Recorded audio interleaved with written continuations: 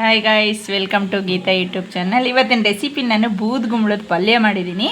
ತುಂಬ ಚೆನ್ನಾಗಿ ಬಂದಿದೆ. ಈಗ ಕುಂಬಳಕಾಯ್ದೆಲ್ಲ ಹೇಗೆ ಮಾಡ್ತೀವಿ ಅದೇ ರೀತಿಯೇ ಇದು ತುಂಬ ವೆರೈಟಿ ಮಾಡ್ಬೋದು. ಇದರಲ್ಲಿ ನೋಡಿ, ಬೂದುಗುಂಬಳದಲ್ಲಿ ನಾವು ಒಂದು ರೆಸಿಪಿ ಮಾಡಿ ತೋರಿಸ್ತೀನಿ.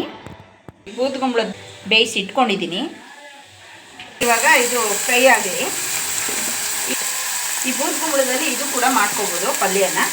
ಈಗ ಮಜ್ಜಿಗೆ ಹುಳಿ ಮಾಡ್ತಾರೆ, ನಾನಾ ಥರ ಮಾಡ್ತಾರೆ, ಸಾಂಬಾರು ಮಾಡ್ತಾರೆ, ಮಜ್ಜಿಗೆ ಹುಳಿ ಮಾಡ್ತಾರೆ.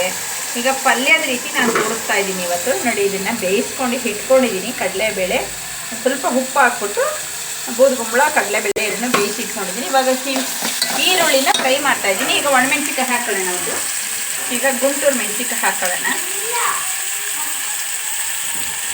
ನಾನಾ ಥರ ವೆರೈಟಿ ಮಾಡಿ ನಾವು ಉಪಯೋಗಿಸ್ಬೋದು. ಆಗಿದೆ, ಇವಾಗ ಹಾಕೊಳ್ಳೋಣ. ಸೇಮ್ ನಾವು ಆಲೂಗೆಡ್ಡೆ ಪಲ್ಯ ಮಾಡ್ಕೋತೀವಲ್ಲ ಅದೇ ರೀತಿಯೇ ತುಂಬ ಚೆನ್ನಾಗಿರುತ್ತೆ. ಇವಾಗ ಬಾಡಿ ಹೆವಿ ಹೀಟ್ ಆಗಿರುತ್ತೆ ನೋಡಿ, ಅವರು ಮಾಡ್ಕೊಂಡು ತಿಂದರೆ ಬೇಗ ತನು ಆಗುತ್ತೆ ಶರೀರ. ಕೆಲವರಿಗೆ ಹೊಟ್ಟೆ ಕಟ್ಬಿಡೋದು, ಬಾಡಿ ಹೆವಿ ಹೀಟ್ ಅನಿಸೋದು, ಅಂಥವ್ರಿಗೆಲ್ಲ ತುಂಬ ಒಳ್ಳೆಯದಿದು. ನೀರಿನಂಶ ಜಾಸ್ತಿ ಇರೋದ್ರಿಂದ ತುಂಬ ಒಳ್ಳೆಯದಾಗುತ್ತೆ ಶರೀರ, ಹೆಲ್ತಿಗೆ ತುಂಬ ಒಳ್ಳೆಯದು. ನೋಡಿ, ಇವಾಗ ನಾನು ಕೊತ್ತಂಬರಿ ಸೊಪ್ಪು ಹಾಕ್ಕೊಂಡಿದ್ದೀನಿ, ಕಾಯಿ ತುರಿ ಹಾಕ್ಕೊಂಡಿದ್ದೀನಿ. ಇವಾಗ ರೆಡಿ ಆಗಿದೆ ಇದು ಪಲ್ಯ. ಹಾಕ್ಕೊಂಡಿದ್ದೆ ಉಪ್ಪು.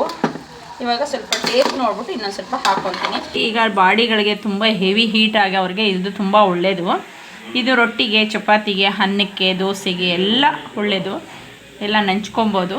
ನೀವು ಕೂಡ ಮನೇಲಿ ಮಾಡ್ಕೊಳ್ಳಿ ಒಂದು ಸರಿ. ಇದೇ ಚಾನಲ್ ಯಾರ್ಯಾರು ಹೊಸಬರು ನೋಡ್ತಾ ಇದ್ದೀರಾ, ಪಕ್ಕದಲ್ಲಿರೋ ಬೆಲ್ ಬಟನ್ ಒತ್ತೋದು ಮರಿಬೇಡಿ. ಲೈಕ್ ಮಾಡಿ, ಶೇರ್ ಮಾಡಿ, ಕಮೆಂಟ್ ಮಾಡಿ. Okay, thank you.